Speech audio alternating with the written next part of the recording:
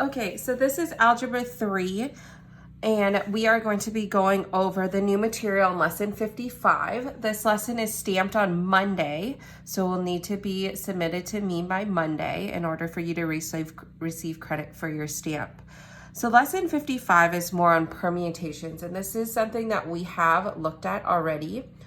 But we're going to be dealing with circular permutations as well as distinguishable permutations as well. So the first thing we're looking at is our formulas for if we are asked to put things in a line. So if you're given a group of items and you have to put this in a line, it's called linear permutation. And what that will be is just your total number of items factorial. The second thing we're looking at is when you're asked to place things in a circle. So when you put things in a circle, you always have to start somewhere on the circle, which is why your equation is going to be n minus 1 factorial, and that will give you the number of ways you can rearrange items in a circle. So what we're going to do is we're going to look at page 364, example 55.1. It says, how many ways can 6 different items be arranged in a line, and how many ways can 6 different items be arranged in a circle? So if we go based off of these two formulas right here, my linear permutations, there's no conditions on putting my things in a line. It just says to put things in a line.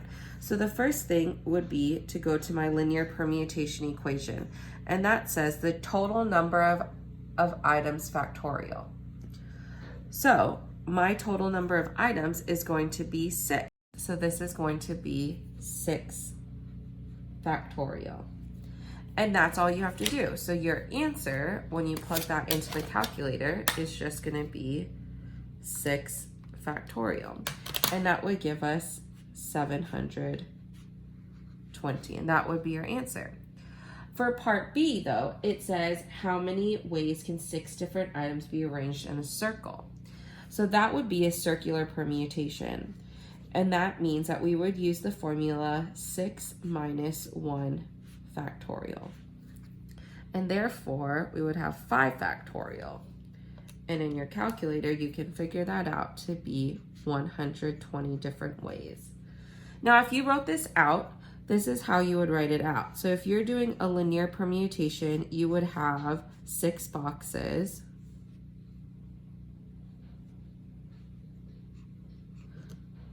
And then it would just be 6, 5, 4, 3, 2, 1. But if you're putting things in a circle, we would still have 6 boxes, but we would have to start somewhere. So this would be 1. I'd choose an item, that would be my first spot. Then I would only have 5 items, then 4, 3, 2, and 1. And that's how you would come up with your circular permutation. So circular permutations are n minus 1 factorial, and linear permutations is n factorial. And that should be what should be written in your notes. The next thing we're going to look at is distinguishable permutations. So this would be in your group of variables, are there any multiples within that set of values that they give you? So if we were to look at example 55.3, it says Jojo has 10 marbles. So there's 10 total marbles, but 3 are red, 3 are blue, and 4 are green. How many distinguishable permutations of the 10 marbles can he form? Now the trouble is that we have 3 that are red, 3 that are blue, and 4 that are green, and there's no way to distinguish amongst the different colors. So, or the multiples within each color, which is why we come up with this formula. This dividing by the a factorial, or the number that are like factorial, it eliminates the duplication. So the duplications of the color, the duplications of the letter, or in our case for 55.3, we have to take away multiple duplications, which would be a factorial, b factorial, c factorial. So n factorial is the number that are the total, and then a, b, and c are like the different colors that are alike. So what we're gonna do is we're gonna look at this problem, and again, it says 10 marbles, 3 are red, 3 are blue, and 10 are green. So my formula is going to be 10 factorial because there's 10 total marbles, but then I have to divide off the 3 factorial red marbles, the 3 factorial blue marbles, and the 4 factorial green marbles. And then from there, you're just going to evaluate. So I have 10, 9, 8, 7, 6, 5, and then 4 factorial. In the denominator, I have 3, 2, 1, 3, 2, 1, and then 4 factorial. So I know that my 4 factorials are going to cancel. From there, I could do 3 times 2 is 6, and that would cancel there. And then I would probably just multiply this out and divide by 6.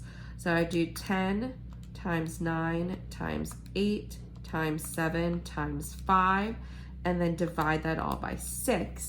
And that would give me 4,200 different ways that I can arrange those marbles, those 10 marbles.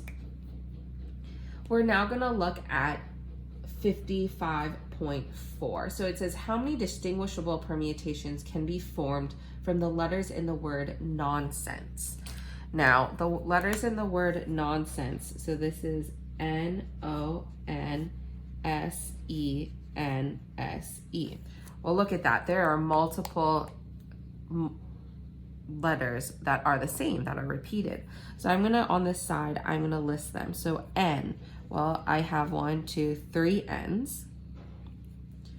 I have multiple S's, so I have 2 S's, and I have multiple E's, I have 2 E's. I'm gonna use this formula again, that N factorial over A factorial, B factorial, C factorial, and I'm gonna count the total number of letters. So 1, 2, 3, 4, 5, 6, 7, 8. So I have 8 total letters, meaning that I'm gonna start with 8 factorial in my numerator. Then I'm gonna go through my multiples. So I have my multiple N's, my multiple S's, and my multiple E's. And now you're just left with evaluating. So this would give me 8, 7, 6, 5, 4, and then 3 factorial over 3 factorial times 2 times 1 times 2 times 1. So my 3 factorials are going to cancel, and 2 times 2 gives me 4. So now you're just left with 8 times 7 times 6 times 5, and your answer will be 1,680. Okay, so we have 2 different topics that we went over today. It is our circular permutations as well as your distinguishable permutations. So the 2 formulas you needed to know, well, if you're putting stuff in a line, it's n factorial. If you're putting things in a circle, it's n minus 1 factorial. And for distinguishable permutations, it's n factorial over a factorial, b factorial, c factorial. So now let's look at some of the problems that are within your lesson. So number 1 is kind of tricky because it says distinguishable ways. How many distinguishable ways can 3 white marbles and 3 red marbles be placed in a row if 2 marbles of the same color cannot be adjacent? So this one, we're not actually going to use this formula over here. We're actually just going to think about it. Well, if I only have 2 different colors and I'm trying to put these in a row, but no 2 colors can be next to each other, well, I have one option. I could go white, red, white, red, white, red. Or I could go red, white, red, white, red, white. So all together, I would be left with 2 different ways that I can rearrange those marbles so that they are not next to each other. So no 2 colors are next to each other. So that's number 1. This is number 1 on lesson 55. Then what we're going to do is we're going to look at number 2. So number 2 says the king, queen, duke, and duchess dined at a circular table. So we're trying to put these people in a circle. We have a total of 4 people that we're trying to seat in a circle. So I'm going to use my formula for circular permutations. Again, that is n minus 1 factorial. And I know that because it says we're putting them at a circular table. So my n is going to be my total number of people. In this case, there's 4 people, the king, queen, duke, and duchess. That's 4 people. So that'd be 4 minus 1 factorial. 4 minus 1 is 3, which means that there are 6 different ways we can seat the king, queen, duke, and duchess at a circular table. So that's circular permutations. And then we can look at this last one, 3. How many distinguishable permutations can be formed from the letters in the word aberrant? Well, all together in the word aberrant, I have 1, 2, 3, 4, 5, 6, 7, 8. I have 8 letters in the word aberrant. But then I see, well, I have multiple A's. So I have 2 A's. I don't have any multiple B's. I don't have any multiple E's, but I do have multiple R's. So I have 2 R's.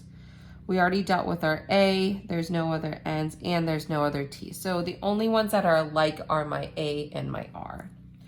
So the formula that we're gonna use is the distinguishable permutation, and that's gonna be n factorial over A factorial, B factorial. So the number that are like factorial.